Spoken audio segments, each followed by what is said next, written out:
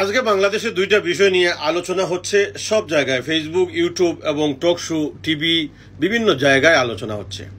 বিষয়টা হচ্ছে সেনাপ্রধান দরবার হলে সেনা অফিসারদের সামনে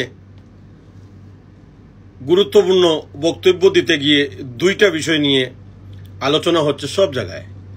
সেনাপ্রধান বলেছেন কোড আনকোড যে ডিসেম্বরের মধ্যে নির্বাচন হতে হবে, খুবই দরকার।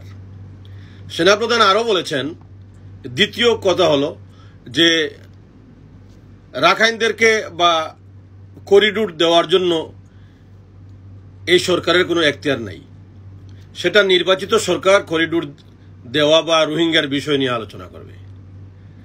দেখেন, আমাদের সেনাপ্রধান বা আমাদের সেনাবাহিনীকে এই সরকার থেকে আলাদা করে দেওয়ার জন্য যারা ষড়যন্ত্র করছে তারা সফল হবে না, তারা কখনো সফল হবে না। কারণ এই সরকার এবং সেনাবাহিনীর মধ্যে কোনো দ্বিমত নেই। সেনাবাহিনী আছে বিদায় এই সরকার এখনো ঠিকই আছে এবং আগামী নির্বাচন পর্যন্ত সেনাবাহিনী থাকবে। আর সেনাবাহিনী বেশি দিন যদি সিভিলিয়ানদের মাঝে থাকে তাহলে দেশে বিদেশে আন্তর্জাতিকভাবে সেনাবাহিনী তাদের ইমেজ হারাবে। তাই যত তাড়াতাড়ি সেনাবাহিনী বেরেকে ফিরে যাবে।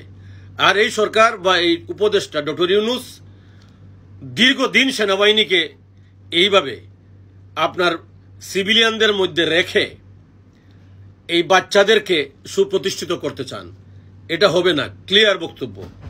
দেশের মানুষ সেনাপ্রধানের বক্তব্যের সাথে একমত।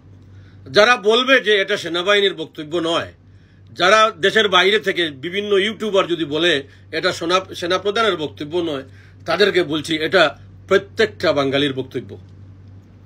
সেনাপ্রধান যে কথাগুলো বলেছেন এই কথাগুলোই আমাদের। ডিসেম্বরের মধ্যে নির্বাচন আর করিডোর তো পরের কথা। প্রথমত, যে জাতিসংঘ রোহিঙ্গাদেরকে ফেরত নিতে ব্যর্থ হয়েছে সেই জাতিসংঘ আমাদের কাছে করিডোর চাওয়া মানে অপরাধ, জঘন্য অপরাধ, কবিরা গুনাহ।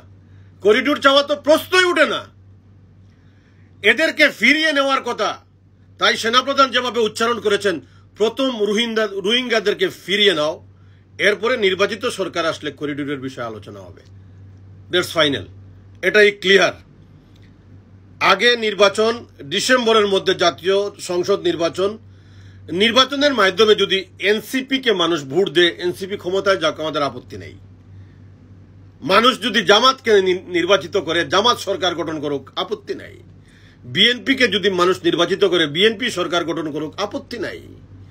নির্বাচনকে যদি বিশ্বাস করে থাকেন, নির্বাচন ব্যবস্থাকে আওয়ামী লীগ ধ্বংস করেছে, শেখ হাসিনা ধ্বংস করেছে, ব্যালটের জন্য মানুষ যুদ্ধ করেছে, সেই নির্বাচন নিয়ে এখন চিৎকার কেন করতে হবে?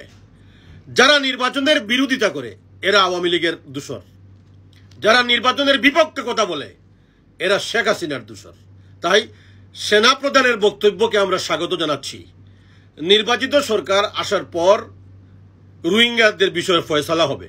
ডিসেম্বরের মধ্যে নির্বাচন হওয়া উচিত, নির্বাচনের কোনো বিকল্প নেই, এটাই ক্লিয়ার। সবাই শেয়ার করুন।